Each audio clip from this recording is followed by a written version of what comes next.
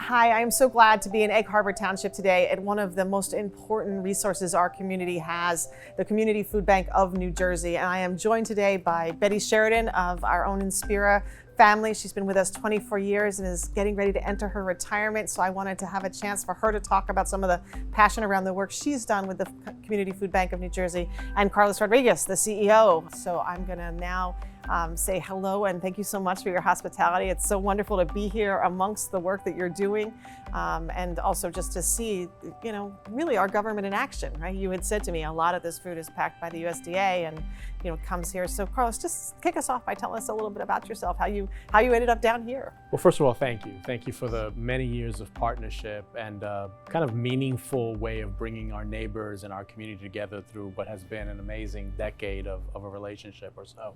And I kind of landed into this work temporarily about almost 30 years ago.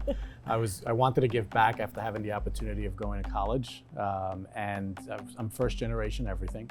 And so after I came back, I said, with a greater understanding of why and how things are the way they are, I said, let me give back and help others kind of avail themselves of some of the opportunities that I've had. And after doing some policy work for a while, I started at my first food bank. And now 3 food banks, 2 states later, I've had the privilege of serving as president and CEO here at the Community Food Bank of New Jersey. Yeah, that's wonderful. I did take note that you started out, I think, at the Children's Defense Fund in some of the policy work there. And we know that the opportunity for children to get on the right foot is really determined by, in large measure, access to food. So I'm sure that was an influence as you went forward. It was an influence, and it's also it's a constant reflection on some of the things that really fueled some of the opportunities and success that I've had, and how important these programs and some of the things that we're going to talk about were in helping to create success and opportunity. Yeah, that's wonderful. So Betty, what happened? How did you make this marriage happen? So we're at the table at Inspira with our nurses and our team, really talking about reducing readmissions to our hospital and doing preventative care in the community. And it actually came from one of our staff. They recommended, what if we work with our dietitians and put together food that is nutritionally appropriate for their diagnosis? For example, low salt food diet for our cardiac patients.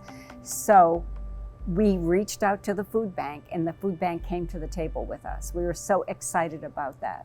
We put together a menu based off of our recommendation from our dietitians, and then the food bank packaged that menu in boxes and delivered it to Vineland. And our nurses then took those boxes to the homes of our patients.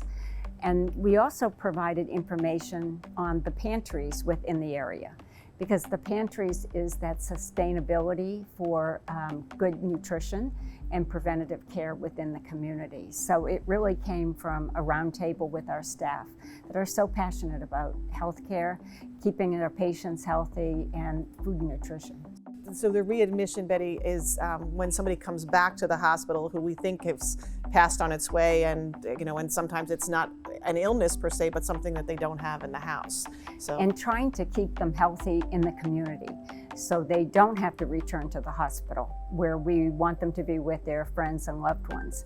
So that's the readmission. We want to provide them with nutrition within their homes, so they can educate their families as well on proper nutrition, and then have that sustainability through their pantries for additional food, so that it does help.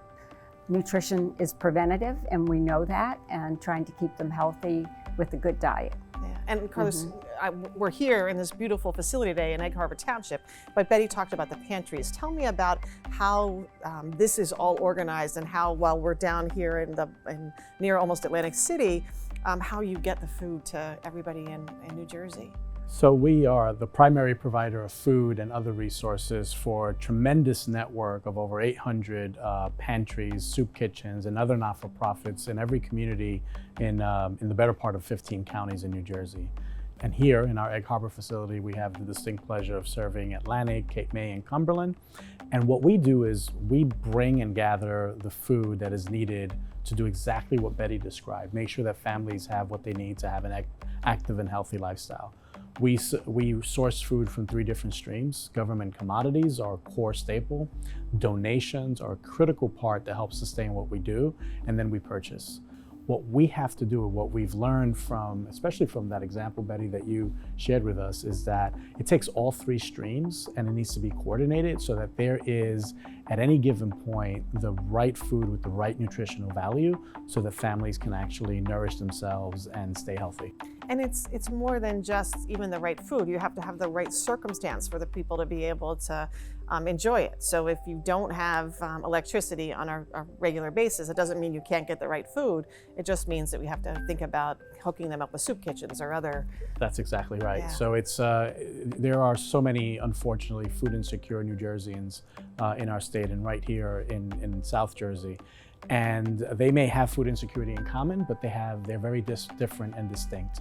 So making sure that the logistics are here to give them what they need in the right way makes sense. And make sure that it's culturally appropriate, and more importantly, that it's nutritionally appropriate, especially when you have families that are recovering. You know, obviously we all have lived through COVID, and it has had devastational impact on so many, both in behavioral health, but probably in equal area is around just the challenges around having access to food and what the kind of growth you've seen from demand there. The growth has been incredible, absolutely incredible. And really we saw firsthand when the economy shut down in the early part of 2020, what it really meant to live paycheck by paycheck. Right. And how many families, how many of our neighbors that may not have had to ever step foot into a pantry found themselves here for the first time. Well, it's 3 years later, and our demand in some cases is as high, or if not higher, in Cumberland especially, in terms of the number of people that we're seeing, than it was even at the height of the pandemic in some cases. We learned a long time ago that hunger is a health issue. And without either, there's not going to be the economic mobility that families and children need to thrive.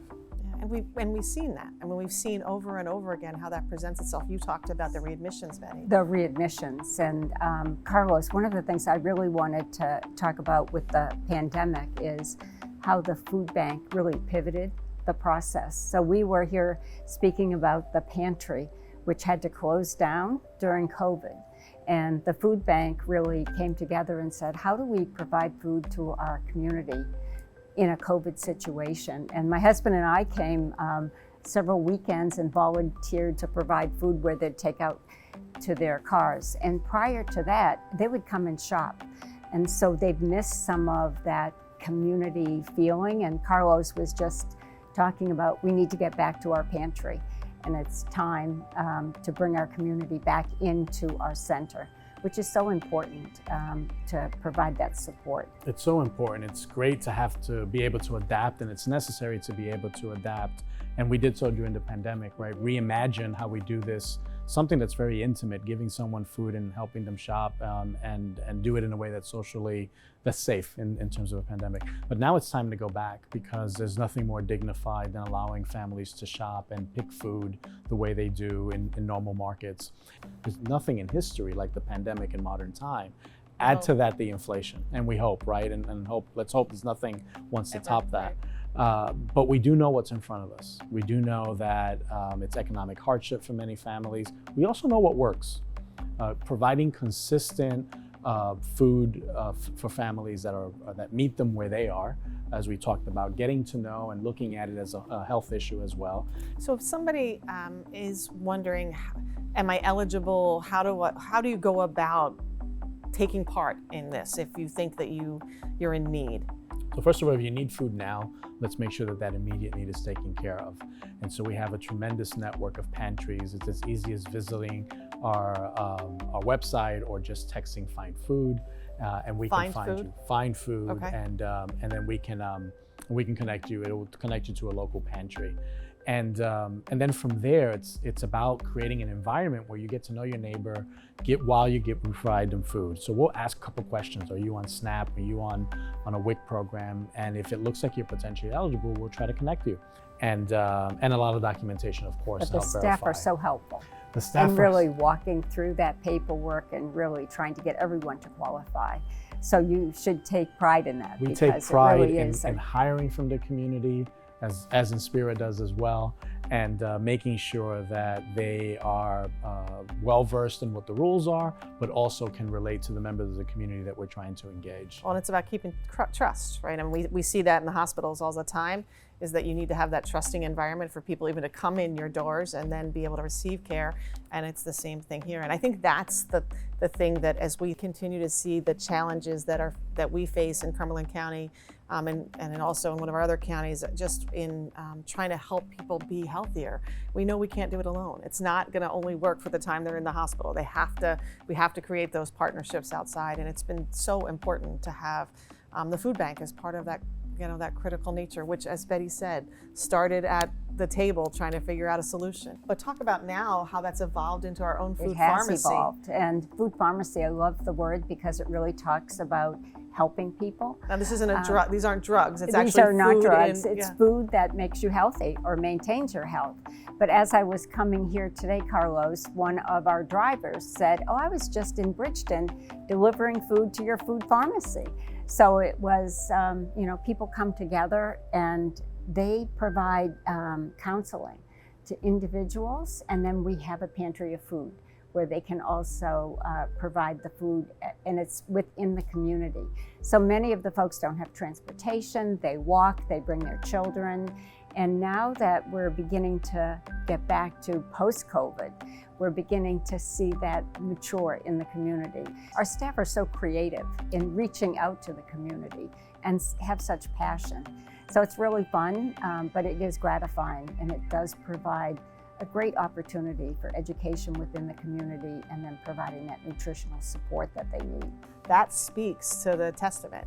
Our dietitians, nurses sitting together trying to solve problems, you wanting to give back, share forward, and really It all comes together. It all comes together because none of us can do this alone. And I think that's also the message to the community. That's exactly right. It's community coming together to make sure that the basic needs are there so that we can thrive. And I think it's very important. USDA does their part. The state's certainly doing their part. Our community partners, whether it's Inspira, other corporate partners and not-for-profits, are coming together. Why? Because no one wins if there's a hungry child or a hungry parent. No, it's not the way to create a thriving community. And so let's work on solving the problem. And as we work on that longer term exercise, let's make sure you have food today, because this is the land of abundance. This is the Garden State, after all. It is. It is. And how many times do our farmers say, like, we have this here, help us get it to the people who need it? And that's the generosity, obviously, of the entire community. As we are sitting here taping today, somebody's bringing food to the back door because they want to make sure they get it to the right place. I think that's the gift that we all have, is that we're in this together. And Carlos, volunteering provides an opportunity for our community to come together, and there's such a passion for that. Without our volunteers, there's the sorting of the food doesn't happen as quickly as it could. Our expansion to mobile pantries and other initiatives is needed. It's all volunteer driven. So this is a good plug to make sure that you can volunteer, and corporate groups love it because it's a great way to do team building. Sure. And it's a great way to then, when you go back out into the community and you see our trucks, you're reminded constantly of what you were a part of and the corporate values that I think many corporations, to your point, do have in our state. Yeah, absolutely. It's a wonderful network. Hospitals compete on services a lot, but we don't compete on this. We want everybody to be in supporting. A way to give back to Yeah, your community. absolutely. Which is excellent. I want to thank both Betty Sheridan and Carlos Rodriguez for your both tremendous leadership, as well as your commitment to our communities. And thank all of you for your continued work, for your volunteers, for your donation. You heard Carlos say that it doesn't take just one thing, it takes all of it. It takes the money donations, the food donations, and most importantly, that volunteering for service. We are so grateful to live in a community that so appreciates the importance of us all working together to be better. Until we meet again, be well and stay safe.